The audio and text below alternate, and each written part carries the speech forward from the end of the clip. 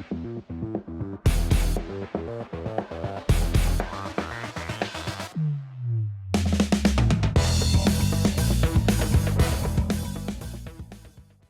everyone, welcome back to the channel. Thanks for tuning in for another episode.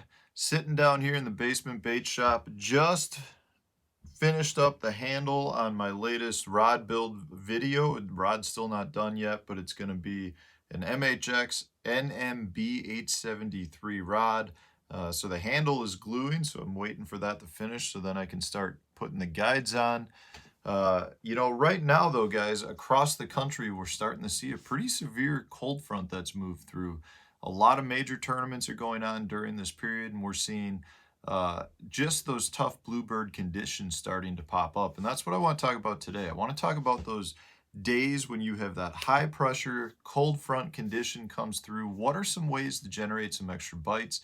Specifically, what I'm talking about is that period where you had a bunch of storms, a bunch of wind, all of that pushes through, and then the next couple of days you're left with bluebird conditions, not much wind, high pressure days, just not ideal fishing days. But a lot of us don't have the choice as to when we can get out. You may have a day off at work, you may be on vacation, and you got to deal with the conditions that you have.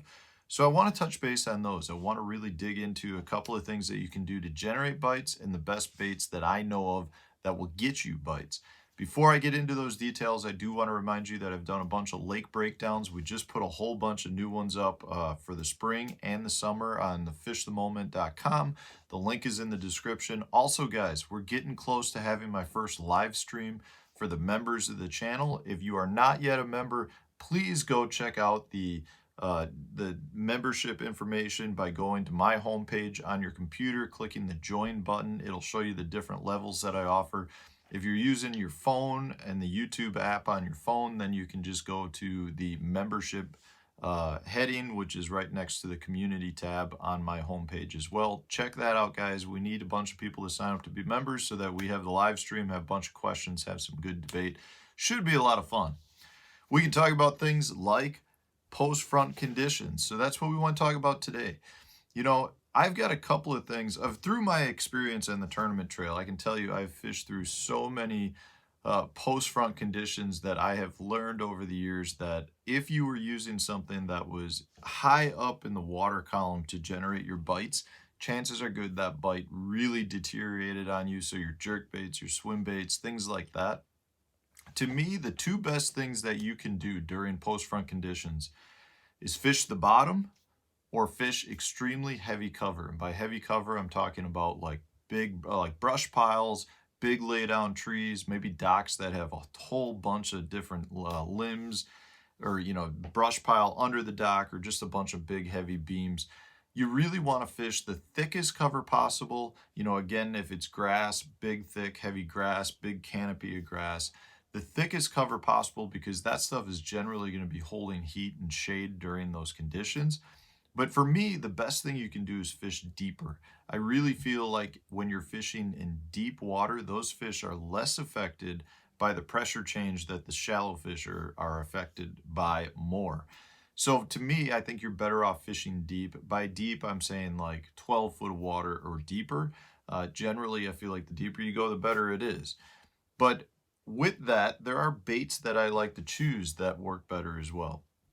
So the top baits that I think you can do, because the fish are going to be in a lethargic mood, you're looking for a bait that's either just going to be in their face, and it's kind of that put a chocolate chip cookie in front of me and I'm going to eat it deal, or you want something that's going to generate that strike. You want something that's really going to be erratic and it just triggers those fish. No matter how lethargic they are, you'll still get some to bite. The first bait is going to be a crankbait, and that falls under that bait that's going to generate strikes. But you want to fish it fast, and you want to hit a bunch of bottom contour type stuff, stumps. You want to get your deflections, because those deflections are what are going to cause the fish to react to it. So you don't want to slow roll it. You want to really burn it good. You want to impart a lot of jerks into your rod, a lot of pauses. You just want to keep that crankbait going and plowing through the bottom. That's a really good bait to be throwing on the days when you have a post-front condition. To go complete opposite from that, I really like a bait like a Ned Rig. A Ned Rig is one of those baits that's that, that tiny little morsel that a lot of fish cannot stand if it's down there in front of them. It's not aggressive. It's just something that the fish is like, yeah, I'm not really hungry, but I'm still going to bite it. So a Ned Rig is a great option. Along that same line is a drop shot. A drop shot's a really good bait because generally you're talking about a small worm or a small bait, and you just got that down there and you can hover it right in front of the fish's face. Really good bait as well. Especially if you're talking about fishing some clear water places, if you're talking about like a lake, Table Rock Lake or a Smith Lake, your drop shots and your net rigs are going to be really good in those conditions. Another bait though that I think is really shines in these conditions is your Carolina rig or your free rig. Both of those are kind of really the same thing for me. The free rig being that's got a weight that slides around, but the idea here is your bait separates from the weight and your bait just hovers and glides around. In these conditions, I like to use a small cross style bait that's got some good glide to it. I also like to use some of your fluke style baits that just kind of hover and look like a dying shad.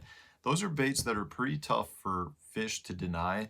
Also your centipedes or even a stick bait like your Senko or your General, those are really good baits as well. You don't want a bait that's super overpowering. I don't like to throw your big creature baits on days like that. I just want something that's gonna glide and settle down a little bit. But the idea with the Carolina rig or the free rig is you've got your bait behind the weight and therefore the bait's just slowly falling, and you can really keep that bait in the strike zone. You can really pick apart the cover. You can feel where you're at. It's just a really good way to get bites on days when the fish are in that lethargic mood.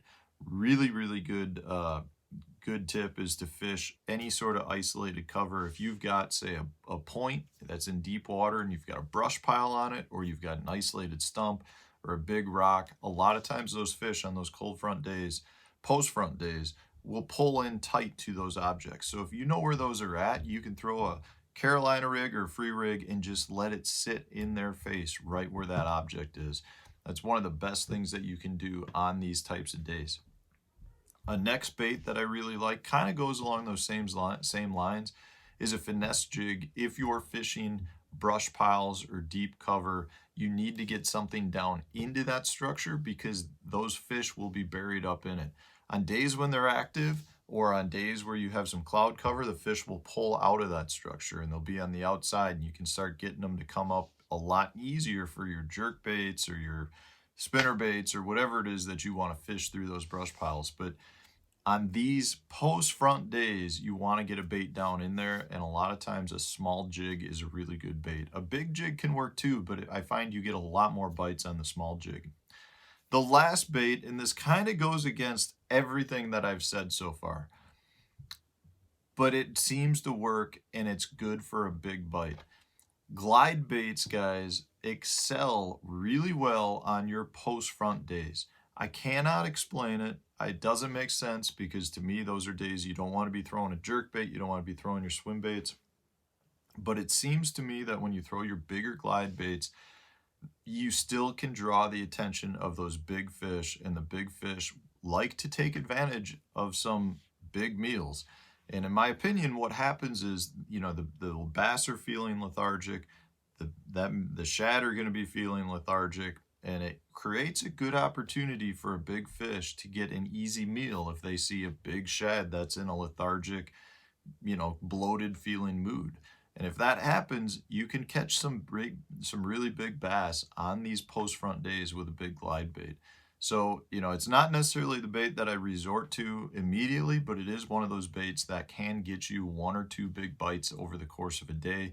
With respect to those baits, I'm generally fishing it around big, thick cover, again, on the shoreline. So I would be fishing around your docks. I'd be fishing around bluff walls, big rock outcroppings, your rock transition banks where you might have some bigger boulder and shoreline rock. Those are the areas I prefer. I think it works better on these days when you have a steeper sloping bank than a big shallow flat. It just seems like those fish aren't up on the shallow flat. They're more relating to that deep water. But do not forget about your big glide baits on those days. So guys, I hope this helps.